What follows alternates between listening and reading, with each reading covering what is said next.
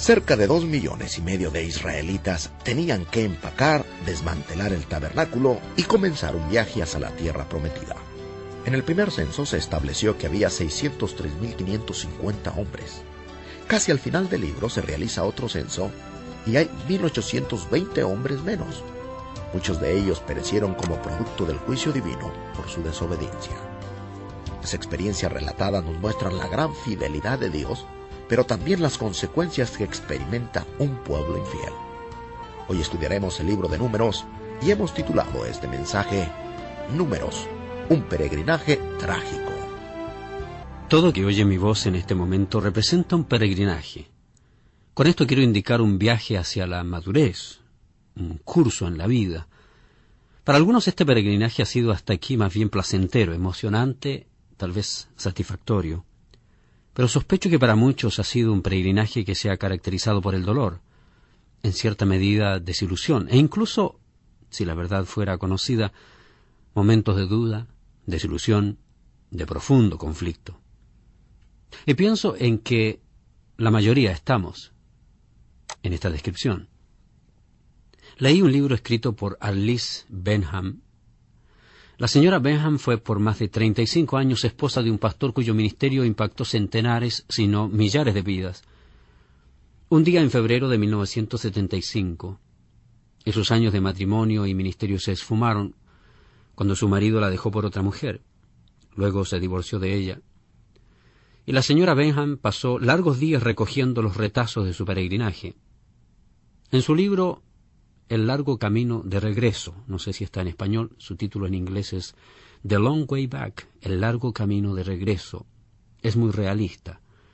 Incluye lo siguiente: me gustaría poder decir que el tiempo y Dios han sanado mis heridas, y que ya no hay más noches de insomnio, que la aflicción ya no me abruma, pero eso no sería sincero.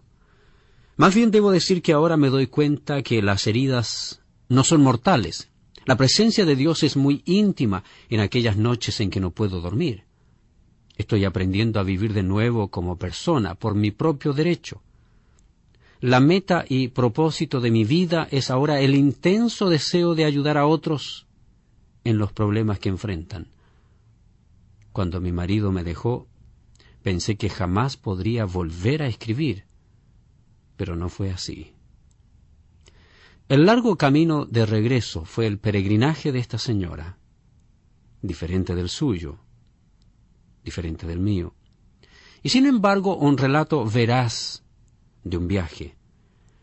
Para usted, estimado radioescucha, tal vez haya sido un viaje extremadamente doloroso. He notado que en años recientes han aparecido más y más libros relativos al peregrinaje. El primero quizá fue el titulado El progreso del peregrino. Muchos hemos leído ese libro, hemos obtenido gran esperanza y ánimo en su lectura. Más recientemente hemos leído del peregrinaje de otros personajes, como por ejemplo Alexander Solzhenitsyn, Malcolm Muggeridge, Elizabeth Elliot, Corrie ten Boom, Johnny Erickson, Catherine Marshall y muchos otros. Todos ellos relatando la historia de su viaje. Usted, estimado radio oyente, si tuviera el tiempo y el valor para levantarse frente a un grupo de personas, estoy seguro que haría lo mismo. No hay tal cosa como madurez instantánea. No hay. Todos nos hallamos en algún punto en el camino. Por consiguiente, no me sorprende descubrir que Dios puso entre sus 66 libros uno dedicado a un peregrinaje que no termina como cuento de hadas. Me refiero, por supuesto, al libro de Números. Es un libro que cubre la historia de un peregrinaje trágico, en el cual un grupo de personas que sabían mejor vivir y eligieron no vivir mejor, sufrieron las consecuencias de una decisión que tomaron en un momento de crisis en sus vidas. Pero necesitamos acudir al libro para captar la historia completa. Números es el libro. El capítulo 1 nos enseña algo importante y pienso que necesitamos un poco de trasfondo. Primero que nada, en el libro de Génesis, el pueblo de Dios, los israelitas habían crecido hasta hacerse un pueblo numeroso. La familia de Jacob vivía en la tierra de Canaán, Palestina. Hoy es Israel. Mientras vivían allí sufrieron las consecuencias de una terrible hambruna. El libro de Génesis concluye con la familia de Jacob mudándose en masa a Egipto, por cuanto esa era la tierra de abundancia de provisiones en ese entonces. Allí hallaron refugio y comodidad, debido a que allí estaba su hijo. Era hasta cierto punto como un sueño hecho realidad el que hayan podido librarse de la hambruna que asolaba Palestina. Sin embargo, el sueño se convirtió en una pesadilla, y algo así como 400 años más tarde subió al trono de Egipto un faraón que no conocía a José, quien fue el artífice para llevar a su familia a la abundancia de Egipto. José era el primer ministro original que había logrado que los israelitas entraran en la tierra. Entonces tenemos la historia que se relata en el Éxodo, y una serie de eventos hermosos y milagrosos nos muestran que Dios guió a Moisés a que dirigiera al pueblo a salir de Egipto y los llevó a un lugar de protección en el desierto. La presencia de Dios era su escudo permanente. Luego tenemos el libro de Levítico, en donde hallamos a este pueblo a 3 meses del viaje de Egipto, al pie del monte Sinaí, y viviendo en refugios temporales por algo así como 1 año o un poco más. Mientras están allí, reciben los mandamientos de Dios escritos por el dedo de Dios en tablas de piedra. También reciben el plano para el tabernáculo. Reciben instrucciones sobre a quién adorar, cómo adorar, en qué lugar adorar.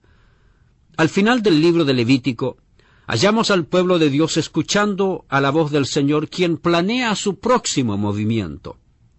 Observe lo que dice el último versículo del libro de Levítico. Estos son los mandamientos que ordenó Jehová a Moisés para los hijos de Israel en el monte de Sinaí. Ahora observe el versículo 1 del capítulo 1 de Números. Habló Jehová a Moisés en el desierto de Sinaí, en el tabernáculo de reunión, en el día 1 del mes 2, en el 2º año de su salida de la tierra de Egipto. ¿Recuerda desde qué punto? Desde el Éxodo, o sea, la salida de Egipto. Así que habían salido de Egipto. El Éxodo ya había ocurrido. Habían llegado al Sinaí, habían estado allí por un tiempo, más de 1 año, esperando las directrices de Dios. Dios está a punto de decirles que ellos van a empezar un viaje, un peregrinaje, que viajarán al norte, hacia la tierra de Canaán, la cual les había prometido darles. En la primera parte de este gran libro de Números, vemos a Dios preparando al pueblo para ese viaje, para ese peregrinaje hacia el norte, a la tierra de Canaán, de regreso a la tierra en donde habían vivido sus antepasados. Sin perder su lugar en el pasaje de Números, busque Éxodo 40:17. Allí encontraremos otro punto que nos sirve de orientación. Dice, así en el día 1 del primer mes, en el 2º año, el tabernáculo fue erigido. Recibieron de Dios el plano y construyeron el tabernáculo, tal como Dios les había dicho, y lo erigieron. Quedó terminado en esa fecha. Números 1:1 dice que Dios les habló en el día 1 del mes 2, en el 2º año de su salida de la tierra de Egipto. Así que ellos estuvieron allí todo 1 mes. Disfrutaban de la adoración a Dios en el tabernáculo. En Levítico habían aprendido cómo acercarse a Dios. Habían aprendido cómo un pecador puede venir a conocer a Dios y amarlo y tener comunión con Él. Ahora vamos a ver cómo se desenvuelve una historia completamente diferente. En lugar de intentar hacer un repaso general de todos los 36 capítulos, lo cual es imposible, me gustaría que nos concentráramos en una sección en la mitad del libro y nos detengamos allí. Pero antes de hacerlo, expliquemos algunas cosas básicas. Primero que nada, ¿de dónde obtiene el libro su nombre? ¿Por qué este libro, que habla de un peregrinaje, tiene el nombre de Números? Pues bien, observe el versículo 2. Tomad el censo de toda la congregación de los hijos de Israel. Esta es la respuesta a nuestra pregunta. La orden de Dios fue, numera a la gente, Moisés. Quiero que hagas un registro cuidadoso para saber cuántas personas hay en el campamento.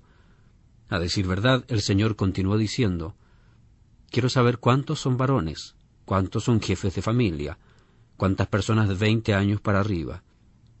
¿Por qué? Bueno, hay 2 razones. para lograr que el pueblo avance. Para lograr que el pueblo avance. Es decir, quiere decir que hay que movilizarlos. Hay que moverlos. Hay que trasladarlos de un lugar a otro. Y eso requiere de liderazgo. Segundo, cuando se presenta la guerra tienen que estar listos para la batalla. Eso requiere organización. La logística de mover esta muchedumbre era algo increíble. Así que Dios le dice, toma un censo para saber cuántas personas tenemos. Así que levantaron el censo del pueblo. Observe el versículo 45 del capítulo 1. Y todos los contados de los hijos de Israel por las casas de sus padres de 20 años arriba, todos los que podían salir a la guerra en Israel, fueron todos los contados 603.550. Así que tenemos el primer censo, o la primera numeración del pueblo, excepto la tribu de los levitas, porque ellos no iban a la batalla. Ellos servían en el tabernáculo de Dios, así que no se les incluyó en el censo. El versículo 49 ratifica esto. El libro en realidad menciona dos censos. En el capítulo 26, hacia el final del libro, han transcurrido casi 40 años, 38 para ser exactos. 38 años más tarde toman otro censo. Números 26:2 suena precisamente como el capítulo 1. Tomad el censo de toda la congregación de los hijos de Israel, de 20 años arriba, por las casas de sus padres, todos los que pueden salir a la guerra en Israel. ¿Por qué razón? El versículo 51 nos dice, estos son los contados de los hijos de Israel, 601.730. Si no supiera la historia del libro, me sorprendería al saber esto, por cuanto esperaría que hubiera más hombres para la guerra, pero en realidad había menos. Si usted no conoce la historia, se sorprende. El primer censo arrojó 1.820 personas más que el segundo. 38 años más tarde, son 1.820 personas menos entre los hombres dispuestos para la guerra. ¿Por qué? Esa es la historia relatada en este libro. A decir verdad, el juicio de Dios había caído sobre esta nación, y Dios se había asegurado de que hubiera un increíble número de muertes. La razón de eso es el mensaje principal del libro, como lo vamos a ver en esta ocasión.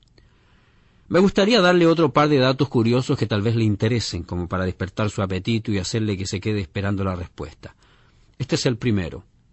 El viaje del monte Sinaí a la tierra de Canaán tomó 11 días. Usted dice, ¿y cómo lo sabe? Pues bien, busque Deuteronomio capítulo 1, versículo 2. Dice, 11 jornadas hay desde Horeb, camino del monte Seir, hasta Cades Barnea. 11 jornadas. ¿Sabe usted cuánto tiempo les llevó? 38 años. Si yo estuviera oyendo esto por primera vez, preguntaría, desde luego, ¿por qué? Quiero decir, una cosa es perderse en el camino, pero es algo importante entender cómo 38 años. Eran 11 días. ¿Por qué ocurrió tal cosa? Aquí tiene el segundo hecho curioso. Ninguno de los que entraron en la tierra de Canaán tenía más de 57 años, excepto 2 hombres, Josué y Caleb. Es más, ni siquiera Moisés, el hombre de Dios, nuestro héroe, el que dirigió el Éxodo, ni siquiera él logró entrar en la tierra de Canaán. Permítame darle una idea de la situación geográfica. En un mapa de las tierras bíblicas en tiempos del Antiguo Testamento, usted puede ubicar el delta del río Nilo. A la izquierda de ese delta, la tierra de Gosén, aparece allí. Y allí habían vivido por 430 años. Y entonces tuvo lugar el Éxodo. Salieron de las murallas y esclavitud de Egipto, avanzaron hacia el sureste en dirección al monte Sinaí, en la península del mismo nombre. El monte Horeb o Sinaí, como se le conoce más comúnmente, se halla en el extremo sur de la península. Allí reciben los 10 mandamientos, también el plano del tabernáculo, el cual construyeron. Luego, si usted avanza hacia el noreste, y llega precisamente al límite de Canaán. La población más al sur es Cades Barnea. Ese es el punto al que llegaron. Hay 11 días de camino entre Horeb y Cades Barnea. Al pueblo le tomó 38 años. No se trata de que una mujer al volante, como algunos dicen, fue porque dieron lugar a la carnalidad, y esas personas en el pueblo de Israel fueron juzgados por Dios. Este es un buen momento para hacer una pausa y decir algo en cuanto a un peregrinaje. Algunas veces usted espera que sea nada más que un viaje de 11 días, pero al final de cuentas resulta que lleva años llegar. Usted esperaba que todo fuera cuesta abajo y lo que encontró fue una experiencia cuesta arriba, llena de fricción, llena de desilusión, de desaliento, incluso algunos momentos de trastorno.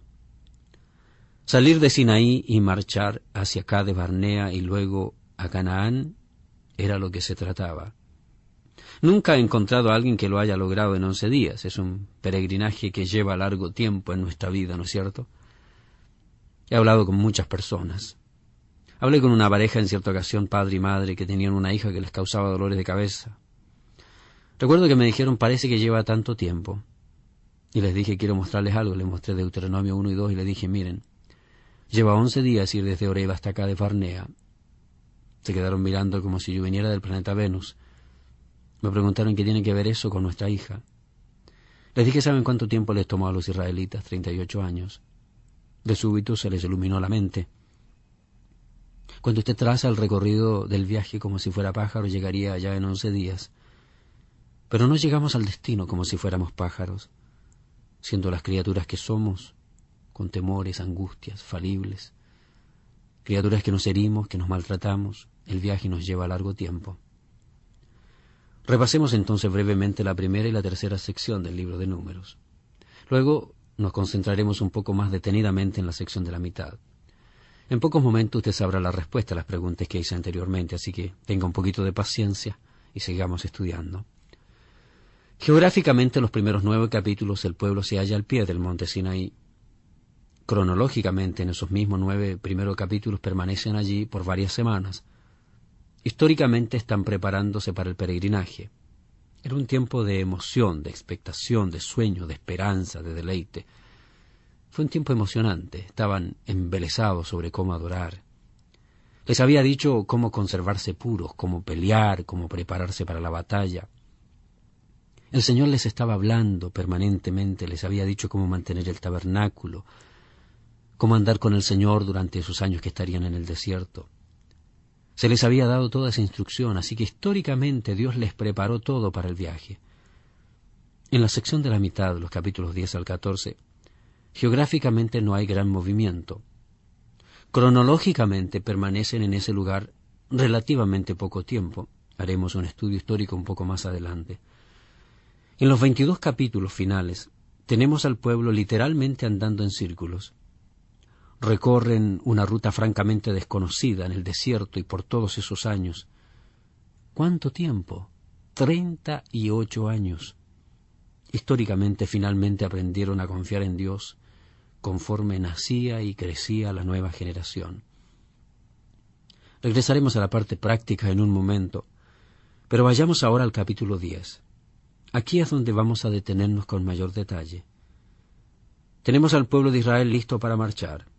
Se hallan cerca del tabernáculo, están esperando partir para marchar a la tierra de Canaán. Eso es lo que habían estado esperando. Dios les había dicho, yo les daré esta tierra, confíen en mí, es de ustedes. Observe el versículo 15, estoy hablando del capítulo 9 de Números. El día que el tabernáculo fue erigido, la nube cubrió el tabernáculo sobre la tienda del testimonio, y a la tarde había sobre el tabernáculo como una apariencia de fuego hasta la mañana. Imagínese eso mentalmente. Así era continuamente, la nube lo cubría de día y de noche la apariencia de fuego. Nunca tenían que cuestionar la presencia de Dios. Era maravilloso. Cuando la nube se levantaba sobre el tabernáculo y se movía, ellos partían. Cuando la nube se detenía, ellos se detenían y se quedaban en aquel lugar. Era precioso, era fácil. ¿Acaso usted no ha tenido ocasiones en las que hubiera querido tener una experiencia como esa? Que la nube venga y le dice, quédate allí, te irá bien. Así que usted se queda quieto. La nube se convierte en fuego por la noche, en aquellas noches en que usted duda dónde podrá estar Dios. Y allí el fuego le está guiando hacia el suroeste. Así que usted se embarca y se va y arranca en esa dirección sin tener la menor duda. Pensé, qué maravilloso sería como ministro del Evangelio tener esa clase de señal. Qué maravilloso sería que en algún momento el Señor me diga, sigue por aquí, anda por allá, no digas eso, di esto otro. Ningún cuestionamiento, ninguna duda, todo claro. Pero quiero que sepa que incluso con nube y fuego, ellos lo arruinaron todo. Usted no necesita ni nube ni fuego. Lo que necesita es fe. Allí es donde fallaron ellos. Allí es donde fallamos nosotros. Observe el capítulo 10, versículo 11. En el año segundo, en el mes segundo, a los 20 días del mes, la nube se alzó del tabernáculo del testimonio. Cronológicamente usted ya está orientado, ¿cierto? Estamos a 20 días más tarde de lo que estábamos en el capítulo 1.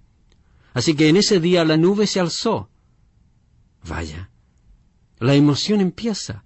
La nube se alza y ellos emprenden el camino. El versículo 12 dice que se detuvo la nube en el desierto de Parán.